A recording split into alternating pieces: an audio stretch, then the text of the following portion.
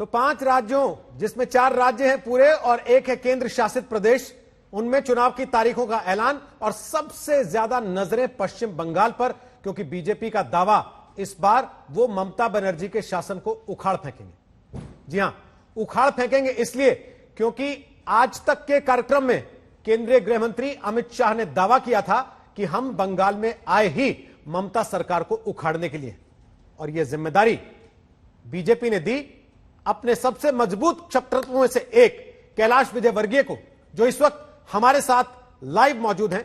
स्वागत है कैलाश विजयवर्गीय आपका। आज हम पूरे दिन आज तक पर बंगाल कॉन्क्लेव कर रहे हैं। बंगाल चुनाव के प्रचार से जुड़े तमाम लोग, तमाम पार्टियों के नेता, मंत्री आज तक पर हैं। उसी कड़ी में आपका भी मैं स्वागत कर रहा हूं। और सबसे पहला मेरा सवाल आपसे है, हाउस द जोश, क्योंकि जिम्मेदारी आपकी है सारी वहां बीजेपी की। एकदम जबरदस्त तूफान पर है जोश, और मुझे लगता है कि कार्यकर्ताओं में बिल्कुल आत्मविश्वास भी बढ़ गया और जनता ने भी तय कर लिया है कि अब ममता जी को हटाना है और भारतीय जनता पार्टी को लाना है। बंगाल की भाषा में बोलते हैं ममता जासी और मोदी जी आसी। तो ये एक नया स्लोगन चालू हो गया कि ममता जा रही है और मोदी जी आ रहे हैं। लोग पूछ रहे हैं कि यहां भी मोदी जी के नाम पर आप ला रहे हैं, कम से कम एक आदमी दे देते सामने कि ये आएगा ममता जाएंगी। तो देखिए, मोदी जी आज की तारीख में वो शख्सियत हैं जो भारतीय जनता पार्टी को लीड नहीं करते हैं, सिर्फ सारे देश को लीड करते हैं। और बंगाल में कहीं ना कहीं मोदी जी की योजनाएं नहीं पहुंच रही है, उसको लेकर जनता में बहुत आक्रोश है।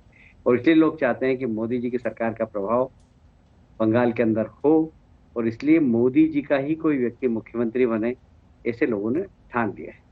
लेकिन जहां बंगाल में आपको एक क्लीन स्लेट मिल रही थी, जिसमें आप ममता बनर्जी को ऐसे चुनौती देते कि आपकी कोई कमियां वो ना गिना पाती, आप उनको 7 साल के केंद्र सरकार के कामकाज पर चुनौती देने का मौका दे रहे हैं प्रधानमंत्री के नाम पर आगे जाकर।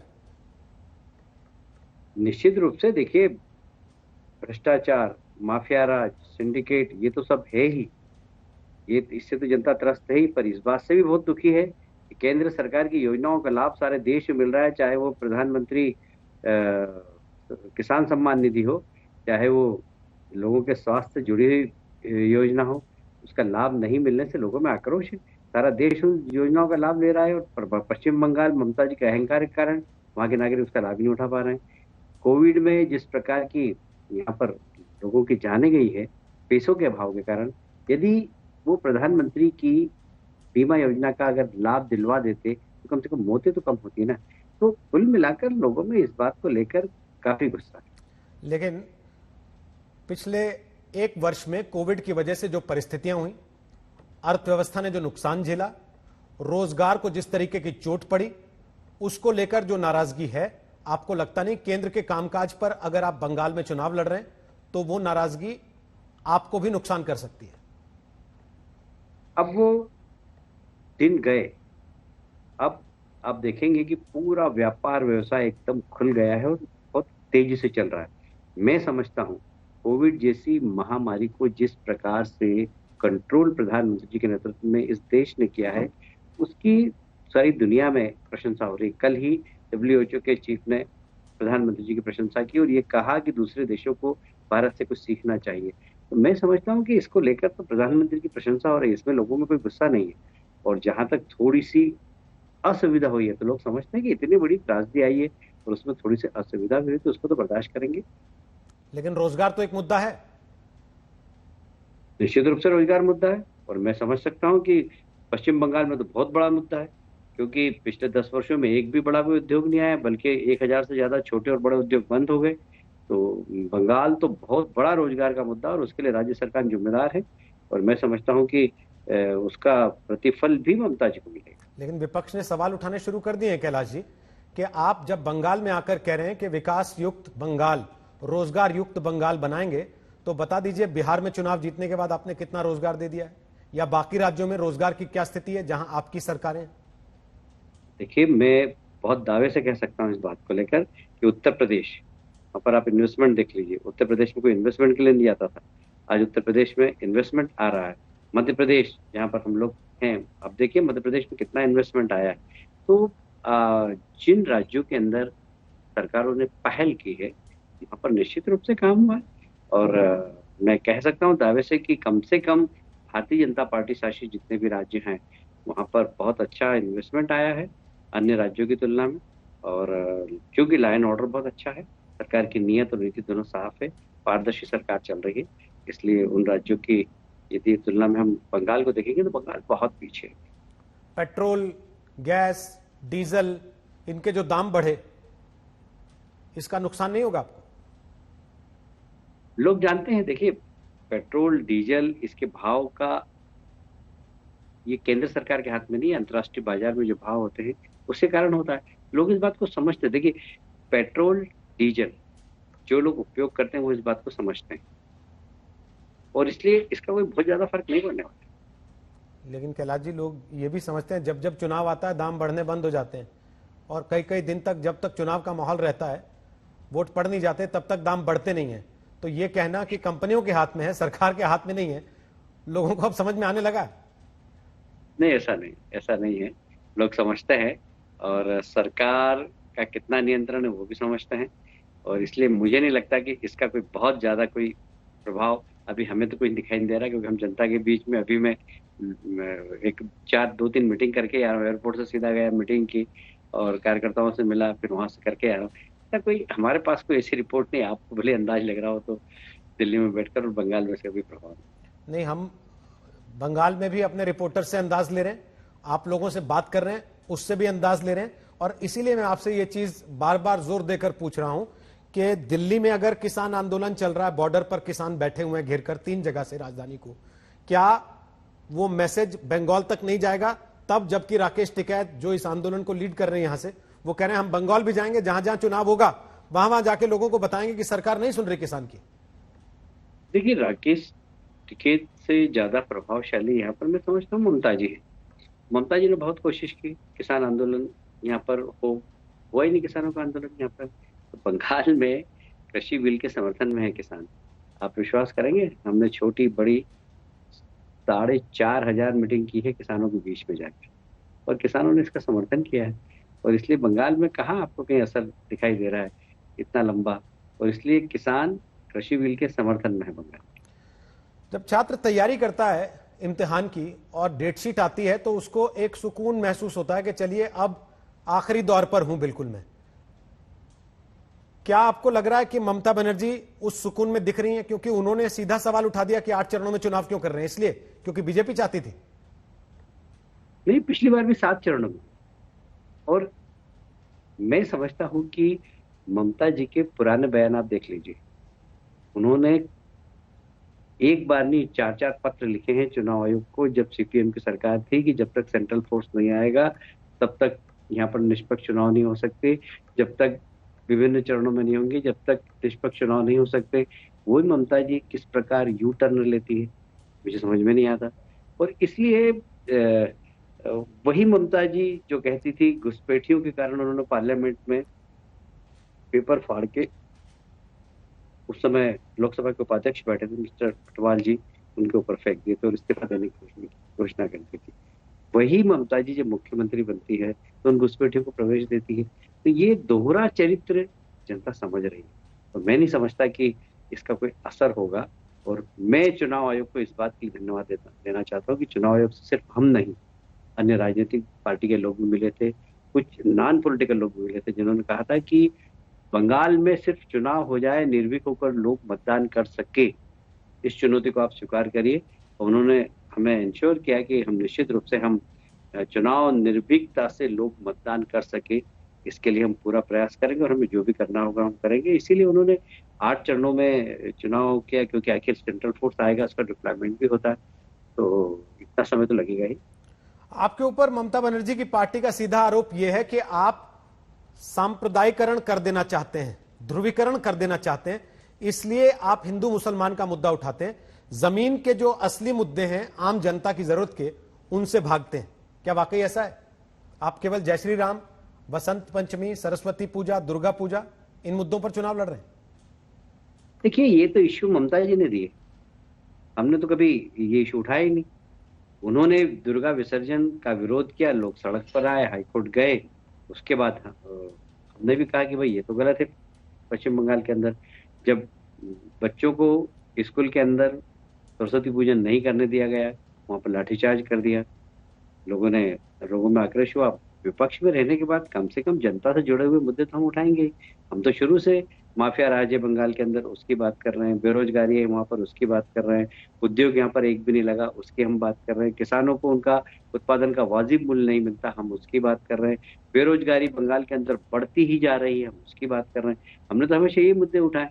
पर ये मुद्दे जब आए, जब ममता जी ने इस प्रकार के निर्णय लिए, उन्होंने कह दिया भाई मुहर्रम का जुलूस तो निकलेगा और दुर्गा विसर्जन नहीं निकल सकता, तो लोगों में गुस्सा आएगा। वो बंगाल जिसकी पहचान दुर्गा पूजा के कारण है, उस बंगाल में यदि आप मुहर्रम का जुलूस निकाल रहे हैं और दुर्गा पूजा के विसर्जन को रोकेंगे तो जनता में आक्रोश होगा ही। अब ये मुद्दा हमने थोड़ी उठाया है, ये मुद्दा जनता को ममता जी ने दिया है। लेकिन ममता जी तो रैलियों में बता रही हैं कि हमने दुर्गा पूजा पंडालों को पैसे दिए हैं। सरस्वती पूजा भी इस बार आपने देखी होगी कि पहले के मुकाबले कहीं ज्यादा चमक दमक के साथ बंगाल में दिखाई दिए। आपने बिल्कुल सही बात कही। पहले ममता जी का बिल्कुल किताब वगैरह ओढ़ के ऐसे दुआ करते हुए और नमाज पढ़ते हुए फोटो बंगाल में लगता था, और वो लगना बंद हो गए। आजकल लोग दुर्गा माता की मूर्ति पे बिंदी लगाते हुए फोटो लगा रही है।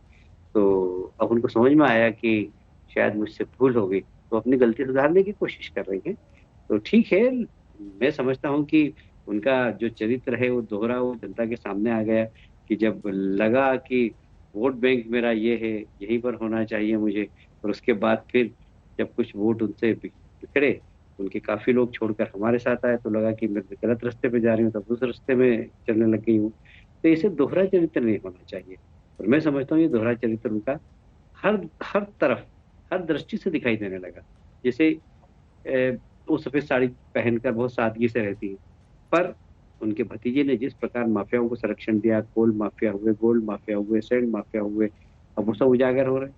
अब उनके परिवार के लोगों के बैंक के खाते लंदन में और थाईलैंड और सिंगापुर में निकल रहे हैं। तो ममता जी का चेहरा, उनका लिबास एक अलग है, उनके परिवार का जो काम है और जो सिंडिकेट राज यहाँ पर चल रहा है, जो टोलाबाजों को संरक्षण दिया जा रहा है, वो एक अलग है।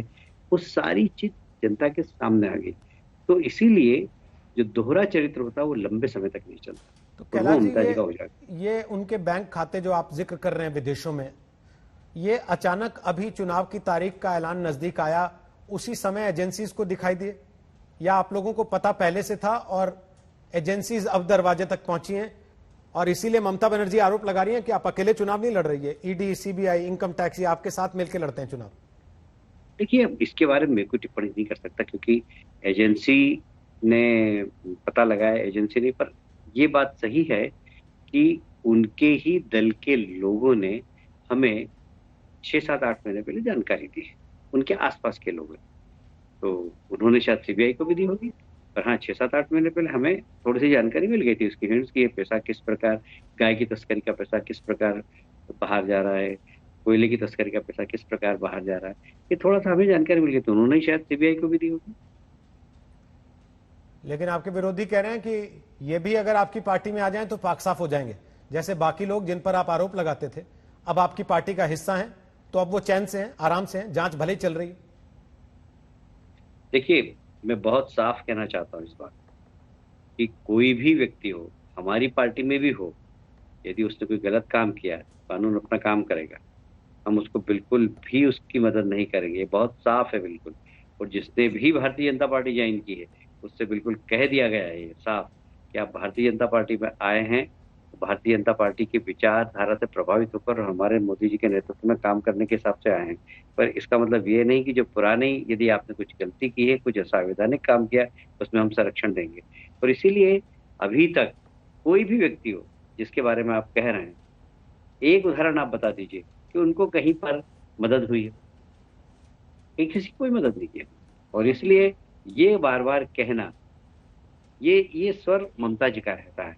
अब यदि मैं ममता जी से पूछूं, वो विमल गुरु जो एनडीए में थे, आपने 150 केस लगे, वो एनडीए छोड़कर आपके साथ चले गए, एक ही दिन में आपने 70 केस वापस ले लिए। अब बताइए, सबसे बड़ी वॉशिंग मशीन किसकी है? एक दिन में 70 केस वापस लेना सरकार का निर्णय है। वो छत्रधर महतो, जो कि सबसे बड़े ट्रेन के अंदर रोक कर न जाने कितने लोगों को मारा था, वो छत्रधर महतो टीएमसी में आता है तो प्रदेश का पदाधिकारी बन जाता है, नेता बन जाता है। तो इससे नेक्स्टलाइट लोग आकर आपकी पार्टी में आके और साधु बन जाते हैं। पहले अपना गुरेबान झांकी ममता जी, उसके बाद भारतीय जनता पार्टी पर उंगली उठाई। ममता की पुलिस आपके बहुत करीबी कहे जाने वाले राकेश सिंह को पकड़ के ले गई। आपकी युवा नेता वो ड्रग के केस में पकड़ी गई और उन्होंने ही आपके करीबी सहयोगी राकेश सिंह का नाम लिया। देखिए, मैं आपको एक बात बहुत साफ कह रहा हूं, बिल्कुल, कि कोई भी हो, हमारे जैसे जो पॉमेला थी वो हमारी पार्टी में अभी अभी आई थी। मैंने बहुत साफ पहले भी कहा कि जो 5-5, 10-10 हजार लोग एक साथ हमारी पार्टी के अंदर आए, सबके हम स्क्रीनिंग थोड़ी कर पाए। इसीलिए जब बाद में ज्वाइनिंग का कार्यक्रम हुआ तो हमने बोला अब हम देख के लोगों को लेंगे। इसीलिए हमने लोगों को रोका लेने से। अभी भी बहुत सारे पेंडिंग है, अभी बहुत सारे विधायक आने के लिए तैयार है। अभी मैं आचार संहिता हटी है आज, और आज से ही लोगों ने कह दिया डर खत्म हो गया, हम आपकी पार्टी में आना चाहते हैं। मतलब रुको जरा, देखेंगे, हर किसी को नहीं लेंगे पार्टी में। तो ये कहीं चूक हो सकती है हमसे कि एक बार 5,000 लोगों ने एक साथ ज्वाइन कर लिया, 2,000 लोगों ने एक साथ ज्वाइन कर लिया, तो अब सबका जानकारी तो हमें थी नहीं। इसमें कई बार इस प्रकार के लोग आ सकते हैं, पर अब हम बहुत सावधानी रख रहे हैं और किसी की भी ज्वाइनिंग कराएंगे तो पहले देखेंगे। तो आप डिसोन कर रहे हैं पामेला को और राकेश सिंह को भी? नहीं, मैं ऐसा नहीं कह रहा हूँ। मैं तो बहुत साफ कह रहा हूँ कि जिस प्रकार से ममता जी की पुलिस लोगों को अपराधी बनाती है, जैसे मुकुल दा, आपको पता है कितने केस है उनके ऊपर? 60। हत्या का केस भी है। अर्जुन सिंह जी 104 केस। मैं आपके सामने बैठा हूँ, 20 केस है मेरे जिंदगी में कभी 20 केस इकट्ठे नहीं हुए कभी, छात्र राजनीति के समय को छोड़ दूं तो। और कैसे केस है कि मैंने अनाथ आश्रम के बच्चे को विदेश में बेचा। अब बताइए रोहित जी, आप तो इतने साल से मुझे जानते हैं, मैं ये काम करूंगा बंगाल में आके बच्चे बेचने का? ये केस अभी चल रहा है मेरे ऊपर, मैं हाईकोर्ट से जमानत पे हूँ। आप बताइए, ये सरकार तो किसी को कहीं पर भी कैसे भी अपराधी बना सकती है। इसलिए पामेला को, राकेश को अपराधी बनाया है, तो मैं ये नहीं कह रहा हूँ कि वो अपराधी, हो सकता है उनको फंसाया गया, पर अब देखेंगे। हमें न्यायपालिका भी विश्वास है, पर ममता जी की और ममता जी की पुलिस में हमें बिल्कुल विश्वास है। लोग कह रहे हैं कि 2 सीट से लोकसभा की आप 300 पार कर गए जय श्री राम करते करते, इसीलिए बंगाल में जोर पूरा जय श्री राम पर है कि 3 से 200 पार भी हो जाए वहां पे। मैं एक बात बहुत साफ कह रहा हूं कि जय श्री राम बंगाल के अंदर ये नारा इतिहास के पन्नों पे लिखा जाएगा, जैसे वंदे मातरम का नारा इस देश के अंदर लिखा गया है कि वंदे मातरम का नारा लगा के क्रांतिकारी अंग्रेजों को छोड़ने के लिए मजबूर किया उन्होंने। वंदे मातरम का नारा लगते ही लोगों में जोश आ जाता था। उसी प्रकार जय श्री राम का नारा बंगाल के अंदर ममता जी को हटाने के लिए है, टोलाबाजी को हटाने के लिए, माफिया गिरोह को हटाने के लिए है। जय श्री राम का नारा धार्मिक नारा बिल्कुल भी नहीं है, ये एक तरीके से आंदोलन है ममता जी को हटाने का। नारा तो धार्मिक वंदे मातरम भी नहीं है, लेकिन उस पर भी एक तबके को ऐतराज रहता है, और उस पर से अगर आप जय श्री राम को अपना बड़ा नारा बनाएंगे चुनाव के प्रचार के दौरान, तो इसका मतलब मुसलमानों को टिकट नहीं देंगे, ये तय हो गया? नहीं, ऐसा नहीं। हमने देखिए टिकट, फिर मैं आपको एक बात और कहता हूँ, टिकट किसको देना किसको नहीं देना हम जाति के आधार पर, धर्म के आधार पर नहीं देंगे। जो जीत सकता है उसको देंगे। यदि हमें लगेगा कि ये मुस्लिम है और यहाँ पर जीत सकता है, उसको टिकट देंगे हम। तो इसलिए टिकट सिर्फ जीतने वाले को देंगे हम, जो जीत सकता है, क्योंकि हमें सरकार बनानी है। वहां पर नंबर्स होते हैं, कौन जीत सकता है, जो जीत सकता है उसको टिकट देंगे, भले वो टीएमसी का अपना ना हो। अब तो भारतीय जनता पार्टी की उसने सदस्यता ग्रहण कर ली ना। जब भारतीय जनता पार्टी में आ गया तो भारतीय जनता पार्टी का। अब मुकुल दा टीएमसी में थे, शुभेंदु दा टीएमसी में थे, राजीव टीएमसी में थे जब थे, और अब भारतीय जनता पार्टी के हो गए। बहुत बहुत शुक्रिया कैलाश विजयवर्गीय जी, आज तक पर आने के लिए और अपनी बात रखने के लिए। कैलाश विजयवर्गीय बीजेपी के वरिष्ठ नेता, पश्चिम बंगाल में चुनाव की कमान उन्हीं के हाथ में, और आज से नहीं लंबे समय से बीजेपी की जमीन पश्चिम बंगाल में तैयार करने का काम वो कर रहे हैं।